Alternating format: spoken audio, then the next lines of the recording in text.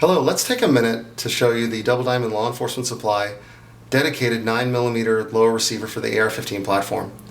This is a common lower receiver to the Colt pattern upper receivers and 9mm system for the AR-15, so it's compatible with just about any 9mm Colt pattern upper receiver system that you might have, and with the standard Colt pattern 9mm magazines.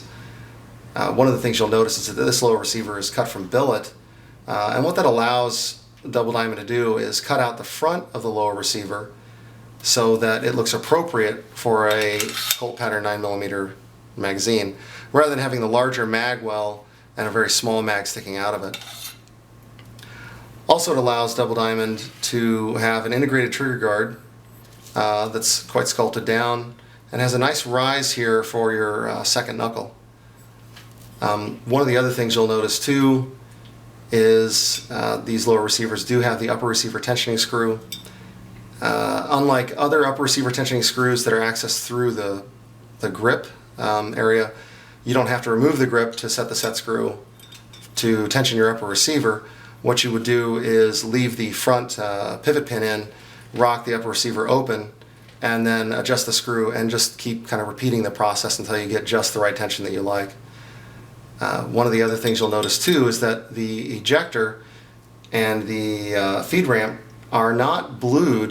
They're titanium aluminum nitride coated. It's the same coating that you'll find on carbide cutting tools for cutting materials like Inconel and titanium and other exotic materials. So it's a very tough, robust coating that has quite a high lubricity. So you will definitely, have these wear out long after any other parts on your gun.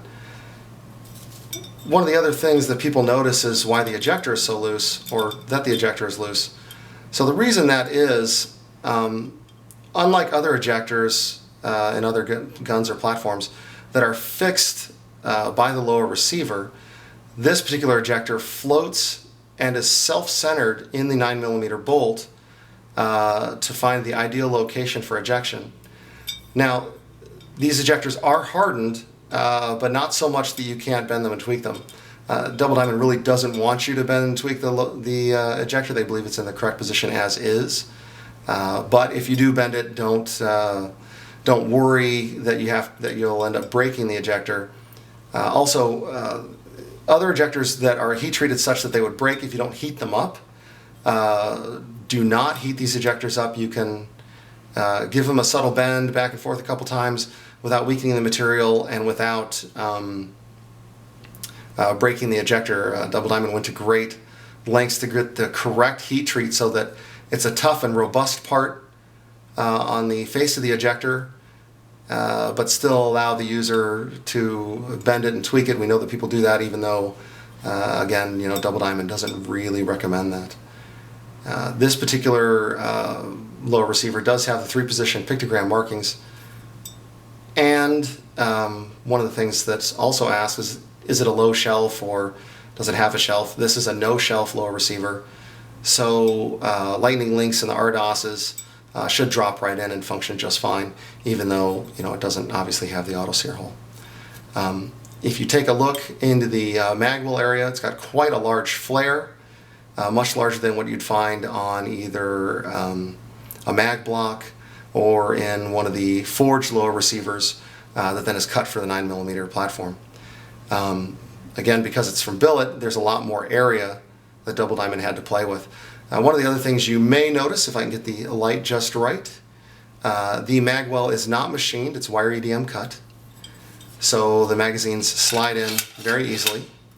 Also, it has a positive mag stop right here on the lip of the feed ramp, so you can't insert the magazine too far. It's automatically held in the correct place by the feed ramp. And if we take a look at the other side, one of the things that Double Diamond does is include a pre-installed roll pin for the bolt catch. Kind of makes the installation and assembly a little bit easier on you. The lower receivers come in 2 different types of material, either 6061 or 7075. You'll notice that by the T1 or T2 designation. There will also be a stamp on the bottom of the lower receiver with either a 6 or a 7. It also comes in two different variations in the cut back here. One that matches the standard forged upper receiver and also the Spikes 9mm upper receiver. That's this one here, which is called the generic. There's also a Voltor matching that matches the Voltor upper receiver in the back area and has kind of a different cut, different shape back here. And that's about it. I will try to give you some different views here of the lower receiver. If I can do it without getting out of the frame of the camera. You see the different sides, the bottom again, and from the top. And this is the Double Diamond Law Enforcement Supply, or DDLES, 9mm dedicated lower receiver.